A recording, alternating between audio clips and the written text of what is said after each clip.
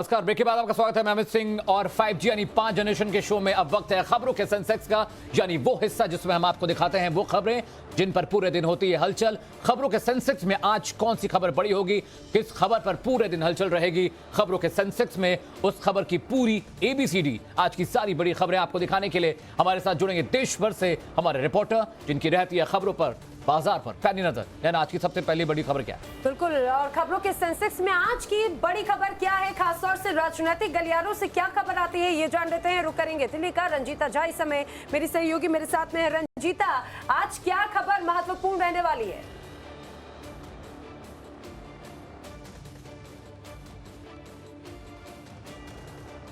सदन की कार्रवाई पर सबकी नजर रहेगी। जिस तरह से मॉनसून सत्र चला है, अब तक जिस तरह चला है, उस पर सबकी नजर है। विपक्षी पार्टियां लामबंद है सरकार को घेरने के लिए, और सरकार लगातार विपक्षी पार्टियों को समझा रही है जो जरूरी बिल्स हैं वो सदन में पेश किए जा रहे हैं, लेकिन विपक्षी पार्टियां सरकार के सामने पेगासस मुद्दे को लेकर जो है वो चर्चा कराने को लेकर सरकार पर दबाव बना रही है। इन्हीं तमाम खबरों के बीच आज 10 बजे विपक्षी पार्टियों की अहम बैठक बुलाई गई है। मल्लिकार्जुन खड़गे जो राज्यसभा में विपक्ष के नेता हैं, उनके सदन कार्यालय में जो उनका कार्यालय है वहां बैठक बुलाई गई है। तमाम विपक्षी पार्टियां इस बैठक में मौजूद रहेंगे, राहुल गांधी भी इस बैठक में मौजूद रहेंगे। और जिस तरह से विपक्षी पार्टियां अब तक सदन में दिखी है लोकसभा और राज्यसभा में, उसी तरह की कोशिश की जाएगी सरकार को घेरने की। तो एक बड़ी बैठक और यहाँ से फैसले भी कई हो सकते हैं, इसीलिए इस बैठक पर रहेगी मेरी पैनी नजर। बिल्कुल रंजीता, आपसे लगातार इस बड़ी खबर पर हम अपडेट लेते रहेंगे। तो जिस तरह से अमित लगातार विपक्ष अग्रेसिव रहा है सदन की कार्रवाई को लेकर, आज की बड़ी खबर भी यही रहेगी, विपक्ष का क्या रुख रहता है? जी हाँ, और अब रुख करते हैं हम प्रेरित हमारे साथ जुड़े हैं दिल्ली से। प्रेरित, टोक्यो ओलंपिक में कुछ अच्छा भी रहा, कुछ खराब भी रहा, हम मैच हार गए, लेकिन जिस तरह से बेटियां खेली हैं, गर्व है देश को। वहां पे किस तरह की बातचीत हो रही है, वहां किस तरह की चीजें डिस्कस कर रहे हैं लोग?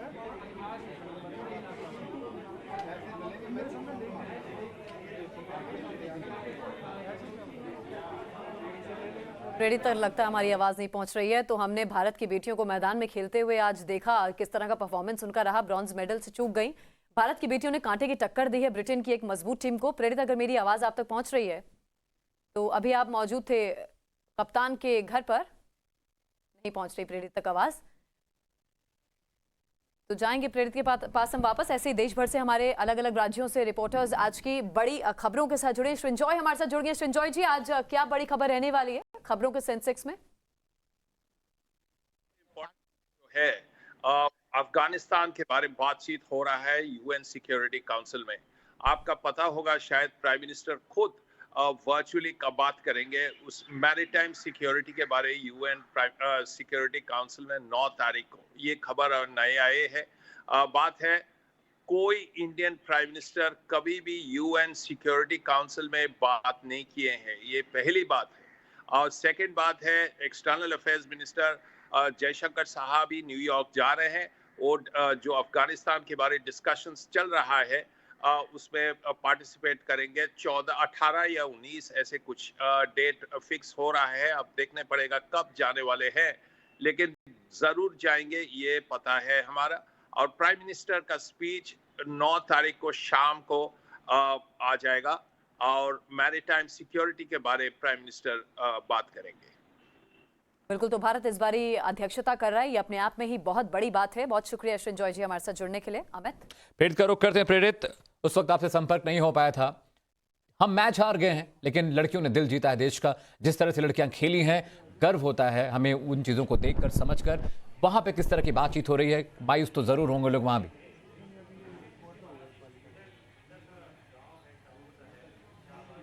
जी बिल्कुल, इस वक्त मैं रानी रामपाल के घर के बाहर मौजूद हूं और भारत के पक्ष में भले ही जीत नहीं मिली है और जिस तरह से उत्साह लोगों के भीतर था वो उत्साह में भी कमी आई है और मायूसी है। अभी खुद रानी रामपाल के पिता जो है रामपाल, वो बाहर आए और उन्होंने हमसे बातचीत की और बातचीत में उन्होंने बड़े भावुकता के साथ उन्होंने बातचीत की और बताया कि ये 3 और 4 से कोई हार नहीं होती है।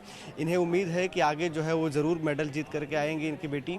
और साथ ही साथ उन्होंने यह भी कहा कि ज़िंदगी बहुत लंबी है और हम हताश नहीं हैं। जिस तरीके से रानी जब भी आती थी बाहर से और उनका स्वागत होता था, उसी तरीके से उनका स्वागत होगा।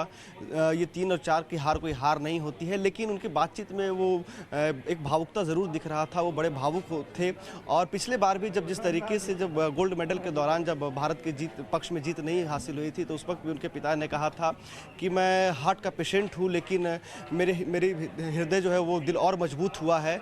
और इस बार भी उन्होंने कहा कि हार्ट का पेशेंट हूँ और भले ही जीत हमारे पक्ष में नहीं आई है, लेकिन आगे हम ज़रूर जीतेंगे। तो उन्होंने कहीं ना कहीं कह करके वो अपने आप को ढाढ़स दिया है, अपनी पूरे भारत को ढाढ़स दिया है। लेकिन वाकई में जिस तरीके से पूरे देश उत्साहित जिंदगी था की कि तमाम भारत की चुनौतियों को डट करके उन्होंने सामना किया और यहाँ तक पहुंची, देश को रिप्रेजेंट किया, ये भी बहुत बड़ी बात है अपने आप में। प्रेरित, आप बने रहिए हमारे साथ और अब खबरों के सेंसेक्स में अगली बड़ी खबर कहां से है ये आपको बताएंगे वरुण।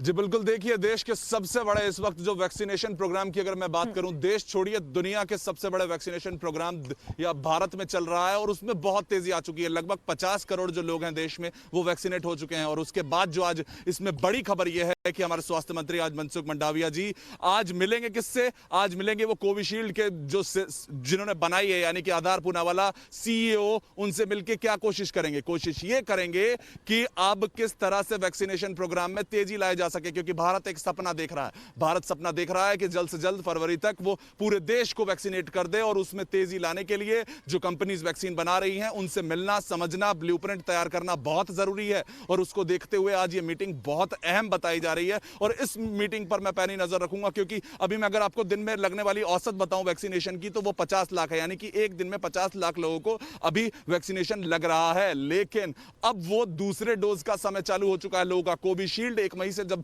लगी थी 18 से ऊपर वाले लोगों को, तो उनकी अब 84 दिन पूरे हो चुके हैं, यानी कि उनकी दूसरी डोज लगने का समय आया है। और जब ये समय आया है तो नए लोगों को डोज लग रही होगी, दूसरे लोगों को दूसरी डोज चाहिए होगी, तो यानी कि अब डबल डोज की जरूरत होगी। और इसी को देखते हुए मीटिंग बहुत जरूरी है कि किस तरह से आप तैयार करेंगे, आप कैसे हमको वो हर जगह हर स्टेट्स तक पहुंचाने के लिए तैयार हैं। ये सब बातें आज शायद कहीं ना कहीं मनसुख रखने वाले हैं आधार पूनावाला के आगे कि आप हमें बताइए कि आप किस तरह से जो ब्लूप्रिंट अब हमें देंगे, जिससे कि हमारे देश में वो जो जल्द से जल्द जो हम सपना देख रहे हैं, यानी कि इस कोविड से लड़ने के लिए जो सबसे बड़ी अभी तक जो हथियार है ना हमारे पास, वो वैक्सीनेशन ही है।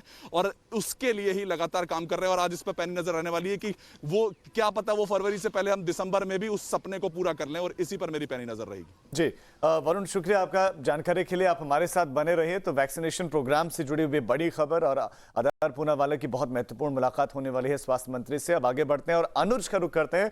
अनुज, खबरों के सेंसेक्स में आपके हिसाब से कौन सी खबर अप रहेगी? जी देखिए, आज जो है रोहिणी कोर्ट में सुशील पहलवान और बाकी 13 आरोपियों के खिलाफ जो चार्जशीट दाखिल की गई थी, उसमें कोर्ट जो है वो आज संज्ञान ले सकता है। सागर धनखड़ हत्याकांड मामले में चार्जशीट दाखिल की गई थी। दिल्ली पुलिस की क्राइम ब्रांच ने ये चार्जशीट दाखिल की थी, लेकिन कोर्ट ने अभी तक संज्ञान नहीं लिया था। आज कोर्ट इस पूरी चार्जशीट पे संज्ञान ले सकती है।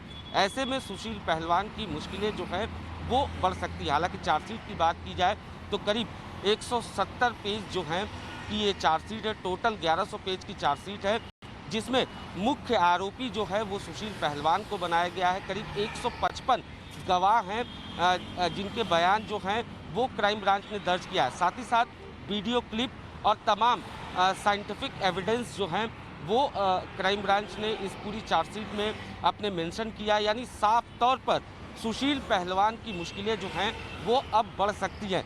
चार्जशीट में वो तमाम सबूत इकट्ठा किए गए हैं, जिससे ये साबित होता है कि किस तरीके से सागर की हत्या के लिए सुशील पहलवान ने सबसे पहले मीटिंग की, गैंगस्टर के गैंग को बुलाया, उनको हथियार सहित बुलाया और उसके बाद मीटिंग करने के बाद छत्रसाल स्टेडियम में सागर पहलवान को ये लोग ले गए। वहाँ सागर और उसके साथियों की पिटाई की, जिसके बाद एक जो साथी था वो बच के निकला। उसने पुलिस को इस बाबत सूचित किया, जिसके बाद पुलिस मौके पर पहुंची। जो तमाम घायल थे उनको अस्पताल ले जाया गया, लेकिन तब तक शायद देर हो चुकी थी, सागर की मौत हो चुकी थी। तो इस पूरे जो चार्जशीट है उसमें साफ तौर पे ये दिखाया गया है कि किस तरीके से सुशील पहलवान ने पूरी साजिश रची थी। जी चलिए, यानी कि ये सागर धनखड़ मामला भी आज सेंसेक्स में, खबरों के सेंसेक्स में ऊपर रहने वाला है। अब रुक कर लेते हैं पुलकित का। पुलकित नागर हमारे साथ में है। पुलकित, आपके अनुसार आज खबरों के सेंसेक्स में कौन सी खबर अब रह सकती है? देखिए, आज दिल्ली मेट्रो से जुड़ी हुई सबसे बड़ी खबर दिल्ली से होगी, जो 2 करोड़ लोगों को सीधा प्रभावित करती है। पिंक लाइन जो दिल्ली मेट्रो की सबसे बड़ी लाइन बन गई है, उसका एक चंक जो मयूर विहार और त्रिलोकपुरी का था, उसे आज पिंक लाइन में पूरी तरीके से जोड़ दिया जाएगा। हरदीप सिंह पुरी केंद्रीय मंत्री और दिल्ली के मुख्यमंत्री अरविंद केजरीवाल इसे हरी झंडी दिखाएंगे और इसी के साथ दिल्ली में 390 किलोमीटर का नेटवर्क दिल्ली मेट्रो का तैयार हो जाएगा। आप समझिए कि ये पिंक लाइन इसलिए ज़्यादा महत्वपूर्ण है कि ये त्रिलोकपुरी से लेकर लाजपत नगर और लाजपत नगर से दिल्ली कैंट, इन तमाम पूरे रूट को जोड़ती है और वहाँ से सीधा आज़ादपुर मंडी तक जाती है। तो अब दिल्ली मेट्रो की सबसे बड़ी लाइन पिंक लाइन बन जाएगी। एक छोटा सा चंक काफ़ी दिनों से रुका हुआ था, जिसे आज हरी झंडी मिल जाएगी और इसी के साथ दिल्ली मेट्रो का नेटवर्क 390 किलोमीटर का हो जाएगा। जी बिल्कुल, यानी कि ये खबर दिल्ली वासियों के लिए बहुत महत्वपूर्ण रहने वाली है, क्योंकि एक सौगात मिलने जा रही है और अब आज से कई लोगों को और आवागमन जो है वो बहुत सरल हो जाएगा, आसान हो जाएगा। और चलिए अब हम अगले रिपोर्टर की तरफ चलते हैं। शिवानी हमारे साथ मुंबई से मौजूद हैं। मुंबई से क्या बड़ी खबर है आज शिवानी? फिलहाल अगर मुंबई की बात की जाए तो सबसे बड़ी खबर आज जो होगी वो अनिल देशमुख के मैटर से जुड़ी होगी, क्योंकि अनिल देशमुख का जो मामला है बॉम्बे हाई कोर्ट में फिलहाल सेंट्रल ब्यूरो ऑफ इन्वेस्टिगेशन ने महाराष्ट्र सरकार पर संगीन आरोप लगाते हुए ये कहा है कि महाराष्ट्र सरकार जो है वो कोऑपरेट नहीं कर रही है इन्वेस्टिगेशन के दौरान। यहाँ तक कि सीबीआई के अफसर ने ये तक इल्जाम लगाया है कि मुंबई के एक एसीपी ने सीबीआई के एक ऑफिसर को धमकाया है और कहीं ना कहीं प्रोब के अंदर इन्वेस्टिगेशन के बीच में दखल देने की कोशिश की है कि इन्वेस्टिगेशन अपने सही मुकाम पर ना पहुंचे। जिसके बाद बॉम्बे हाई कोर्ट की बेंच ने साफ तौर पे ये कहा है कि इसका जवाब सरकार को देना होगा कि आखिर वो इन्वेस्टिगेशन में क्यों समर्थन नहीं कर रही है, और अगर किसी भी तरीके से किसी सीबीआई के या किसी भी इन्वेस्टिगेशन ऑफिसर को धमकाया जा रहा है तो उस ऑफिसर की भी जांच होनी चाहिए। तो कुल मिलाकर अनिल देशमुख के मामले में आखिर सरकार क्यों पक्षपात कर रही है, क्यों बच रही है, क्यों अनिल देशमुख को बचाया जा रहा है, इस पर बहुत बड़े सवाल जवाब खड़े हो गए हैं। जहां पर सेंट्रल ब्यूरो इन्वेस्टिगेशन ने, सीबीआई ने सीधे सीधे आरोप महाराष्ट्र प्रशासन पर लगा दिए हैं, पूरी सरकार पर लगाया है कि सरकार जो है अनिल देशमुख को बचाने की कोशिश कर रही है। जो डॉक्यूमेंट्स, जो डेटाज उन्हें रिक्वायर्ड है इन्वेस्टिगेशन के लिए, वो अब तक उन्हें नहीं मिले हैं इन्वेस्टिगेशन एजेंसी को, जिससे कि सवाल ना सिर्फ महाराष्ट्र सरकार पर खड़े होते हैं कि अनिल देशमुख कितने दिनों से ना सिर्फ एजेंसीज के सामने मौजूद हो रहे हैं, बल्कि अभी तक उनके पास अगर सारे डेटाज ही नहीं पहुंचे हैं तो इन्वेस्टिगेशन किस तरह से आगे बढ़ेगी। तो कहीं ना कहीं बहुत स्लोली इन्वेस्टिगेशन भी आगे बढ़ रही है, लेकिन अब सीधे सीधे आर पार की जंग होगी इन्वेस्टिगेशन एजेंसी और सरकार के बीच में। शिवानी, बड़ी बात है क्योंकि जिस तरह के आरोप अनिल देशमुख पर लगे हैं, तमाम एविडेंसेस हैं, इलेक्ट्रॉनिक एविडेंसेस को जांच एजेंसियां तलाश रही हैं और मुश्किल लगातार बढ़ती जा रही है और आगे कुछ ऐसे एविडेंसेस और हैं जिनके साथ बिठाकर आमने सामने की पूछताछ होगी। खबरों के सेंसेक्स में अगली बड़ी खबर कहां से है, जानने के लिए रुख करते हैं प्रदीप दत्ता का। प्रदीप, आपके पास कौन सी बड़ी खबर है आज? देखिए, सबसे बड़ी खबर इस वक्त जो है कि पाकिस्तान से आ रही है। पाकिस्तान में हमने देखा है कि चीफ जस्टिस ने किस तरीके से इंस्पेक्टर जनरल और वहाँ पुलिस के सचिव को उन्होंने अपियर होने के लिए कहा है आज डिवीजन बेंच के सामने। आज 6 बजे शाम को उन्होंने अपियर होना है। वजह ये रही है कि 2 दिन पहले हमने देखा एक बहुत ही शॉकिंग इंसिडेंट हुआ पाकिस्तान में, रहीम यार खान जो कि एरिया है पाकिस्तानी पंजाब में, वहाँ पे एक मंदिर पे अटैक होता है। 50 के करीब एक मॉब आता है, मंदिर को तोड़ देते हैं, उसके बाद मंदिर को जला देते हैं। और ये क्यों करते हैं? कहते हैं कि हफ्ता पहले एक मदरसा का डेसिग्नेशन का एक इंसिडेंट हुआ था, जिसमें एक 8 साल की हिंदू बच्चे को पकड़ लिया था पुलिस ने, और उसकी जब बेल होती है उसके बाद से ये हादसा होता है। और पुलिस इस पूरे मामले में देखी जाती है कि एक म्यूट स्पेक्टेटर की तरह वहां खड़ी रहती है, कोई भी हरकत नहीं करती, किसी को रोकने की कोशिश नहीं करती। हमने देखा कि लगातार माइनॉरिटीज़ के लिए बहुत बड़ी प्रॉब्लम रहती है पाकिस्तान में। जब पार्टीशन हुआ था उस समय माइनॉरिटीज़ की अगर आप देखेंगे पॉपुलेशन जो थी 33% थी, आज घट के 1.3% हो गई है। ये यही दर्शाता है कि किस तरीके से परसिक्यूशन जो है माइनॉरिटीज़ की चल रही है। हमने अक्सर देखा कि कई बार हिंदू सिख लड़कियों को वहाँ पर अगवा किया जाता है और उनकी शादी 3 गुना उनसे ज़्यादा उम्र में होते हैं उन मर्दों से शादी करवा दी जाती है, ज़बरदस्ती इस्लाम कबूल कराया जाता है। माइनॉरिटीज़ के साथ लगातार प्रॉब्लम है। लेकिन ये एक इंसिडेंट होता है रहीम यार खान जो कि पंजाब में है, और वहाँ पे पुलिस वहाँ मौजूद होती है, पुलिस किसी को भी पकड़ने की कोशिश नहीं करती है, और उस पर हिंदू जो वहाँ थे उन्होंने गुहार लगाई। उन्होंने कहा चीफ जस्टिस को कि आप इसका सुओ मोटो कॉग्निजेंस लीजिए, और अब चीफ जस्टिस ने वहाँ के आईजीपी और पुलिस मुखिया जो चीफ है उनको कहा है कि अपीयर होने के लिए कोर्ट में, और उनसे पूछताछ होगी कि क्यों ऐसा हुआ है। क्योंकि एक तरफ इमरान खान गुहार लगाते हैं और ह्यूमन राइट्स के भाषण दिया करते हैं, वहीं उनके बैकयार्ड में देखिए क्या क्या हो रहा है। मेरे ख्याल से ये दुनिया को देखने का है कि इमरान खान कथनी में और करनी में बहुत फर्क है। कहने में इमरान खान का वो दोगला चैंपियन रवैया बनते हैं प्रदीप human दत्ता rights हम की। पहले भी देख चुके हैं, और अगर सरकार नहीं जागी और न्यूज स्पेक्टेटर की तरह अगर पुलिस बनी रही तो फिर सुप्रीम कोर्ट ने सही किया सुओ मोटो लेके आने। बिल्कुल, क्योंकि इस तरह की घटनाएं पहली बार नहीं हैं। पाकिस्तान में पहले भी मंदिर तोड़े फोड़े गए हैं, और जिस तरह की कार्रवाइयां वहां की जाती है दिखावे की बात होती है कि हम लगातार इस मामले में बातचीत कर रहे हैं। और साथ ही बार बार कई बार ऐसी खबरें अमित आती रही है लगातार कि पाकिस्तान में हिंदुओं पर हमला होता है, और अब देखिए मंदिर पर भी हमले की खबर सामने आ चुकी है। अगली खबर के लिए हम सीधा उत्तर प्रदेश की राजधानी लखनऊ का रुख करेंगे। उत्तर प्रदेश की राजधानी लखनऊ से क्या बड़ी खबर आज रहने वाली है आमिर? देखिए, आज उत्तर प्रदेश की सबसे बड़ी खबर राजधानी से ही है। यहाँ इंदिरा गांधी प्रतिष्ठान में अमित मालवीय मौजूद रहेंगे, जो कि आईटी और सोशल मीडिया के प्रमुख हैं भारतीय जनता पार्टी के, और वो संबोधित करेंगे तमाम 75 ज़िलों से आए हुए जो आईटी सेल के हेड्स हैं सभी ज़िलों के। और जाहिर सी बात है रणनीति तैयार हो रही है भारतीय जनता पार्टी की आने वाले 2022 के चुनावों को लेकर।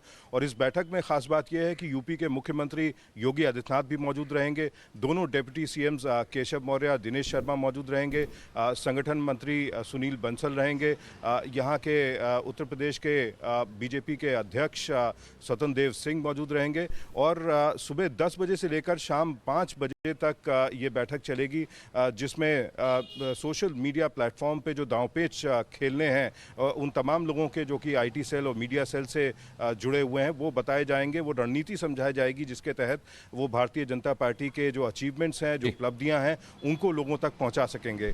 तो मीटिंगों का दौर पिछले 2 महीने से जारी है। कल फिर जेपी नड्डा राष्ट्रीय अध्यक्ष बीजेपी के यहाँ पर मौजूद रहेंगे लखनऊ में, और तमाम नवनिर्वाचित जो पंचायत अध्यक्ष हैं, ब्लॉक प्रमुख हैं, उनको संबोधित करेंगे। तो Bharatiya Janata party full speed में दिखाई देती है जहाँ तक आगे आने वाले चुनावों को लेकर रणनीति बनानी है उसको लेकर। आमिर, एक सवाल मेरा आपसे था, अभी खबर ये भी आ रही थी इस बार की जो मीडिया स्ट्रेटेजी होगी, जो भी सोशल मीडिया कैंपेन बीजेपी चलाने वाली है, कुछ व्यक्तिगत कुछ जातिगत लोगों को दिक्कत थी, एक खास समुदाय लोगों को बहुत दिक्कतें थी, कुछ मुद्दों को लेकर, कुछ मसलों को लेकर पार्टी के अंदर भी खींचतान चल रही।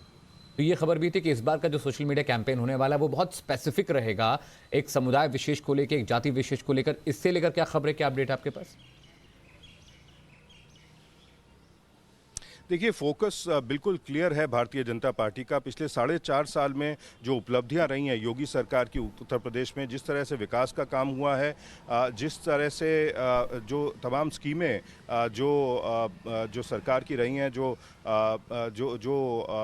कैंपेन से पहले जो वादे किए गए थे लोगों से, वो जिस तरह से पूरे किए गए हैं पिछले 4.5 सालों में, उनका बखान किया जाएगा, उनके बारे में विस्तृत जानकारी लोगों तक पहुंचाई जाएगी। और मैं आपको बता दूं, आज से नहीं महीने भर पहले से ही बूथ लेवल तक के व्हाट्सएप ग्रुप्स बन चुके हैं, जिसमें Bharatiya Janata party grass root level तक अपनी उपलब्धियों को, अपने कामों को पहुंचाएगी। और विकास किस तरह से लाया गया है, जैसा कि वादा किया गया था आज से 4.5 साल पहले, उसका डिटेल जो है लोगों तक पहुंचाया जाएगा, ताकि आने वाले चुनावों में बेहतर प्रदर्शन भारतीय जनता पार्टी का पिछली बार जैसा रहा है उससे भी बेहतर प्रदर्शन दिखाई दे।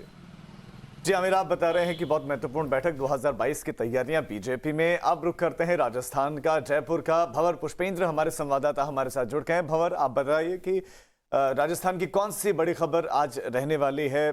खबरों के सेंसेक्स में टॉप पर कौन सी खबर रहेगी?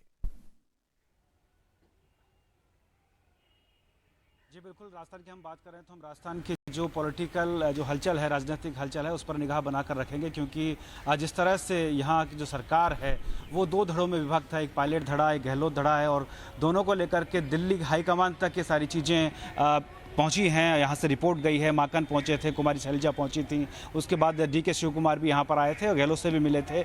लेकिन अभी जो पंचायत चुनाव होने वाले हैं 6 जिलों में, उसकी घोषणा हो गई है।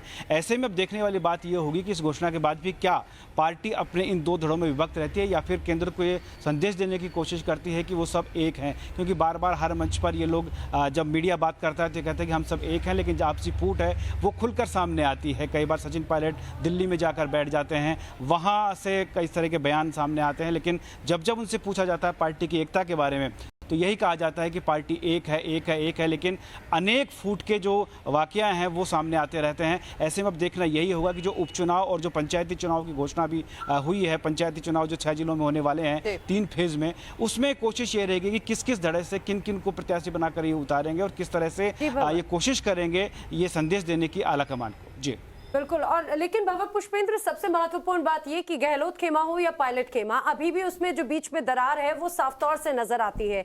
मंत्रिमंडल विस्तार में भी वो तकलीफ और वो रार साफ तौर से नजर आएगी, देखने को मिलेगी। लेकिन अब आने वाले चुनावों पर भी क्या इसका प्रभाव पड़ सकता है?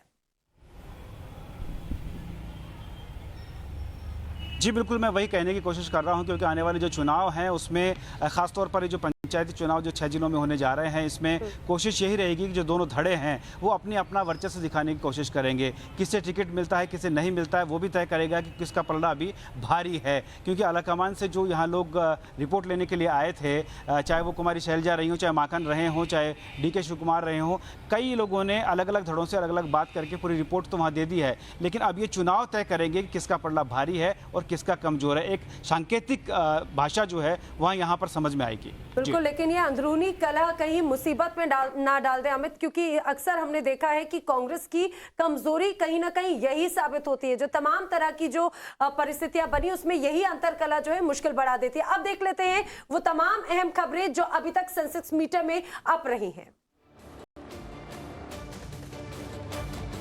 जी हाँ, जिस तरह से राजस्थान में खींचतान चल रही है, यहाँ पे लड़ाई बड़े और छोटे की है, नया बनाम पुराने की है। और अब आपको दिखाते हैं किस तरह से खबरों के सेंसेक्स में खबरें कहाँ कहाँ। तो देखिए, सबसे पहली खबर टोक्यो ओलंपिक से और दूसरी दिल्ली में पिंक लाइन पर मेट्रो का तोहफा, यानी कि दिल्ली वासियों को एक नई सौगात मिलने वाली है। इधर सरकार को घेरने का विपक्ष का प्लान है और 2022 के लिए उत्तर प्रदेश में बीजेपी की तैयारी।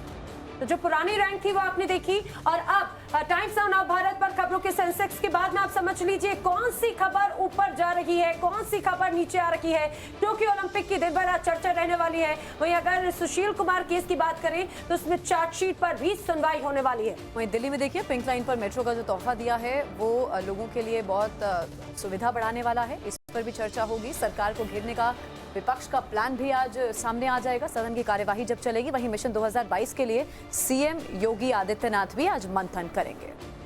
चलिए, इस वक्त की बड़ी खबर का रुख करते हैं। बड़ी खबर है रेसलिंग में। पूनिया की धूप, क्वार्टर फाइनल में पूनिया ने क्वालिफाई कर लिया। 65 किलो फ्री स्टाइल में क्वालिफाई किर्गिस्तान के रेसलर को पटखनी दी है। बड़ी खबर आपको बता रहे हैं। तो भारत के लिए एक और अच्छी खबर इस वक्त मिल रही है। देखिए किस तरीके से रेसलिंग में पूनिया का ये दमखम देखने को मिला। क्वार्टर फाइनल में पूनिया पहुंच चुके हैं। बिल्कुल, इससे पहले रवि दहिया ने पूरे देश को गौरवान्वित महसूस कराया। उसके बाद दीपक की बारी आई, हालांकि वो जीत नहीं पाए लेकिन उन्होंने भी खुश किया। और अब पूनिया की धूम, क्वार्टर फाइनल में पूनिया ने क्वालिफाई कर लिया है।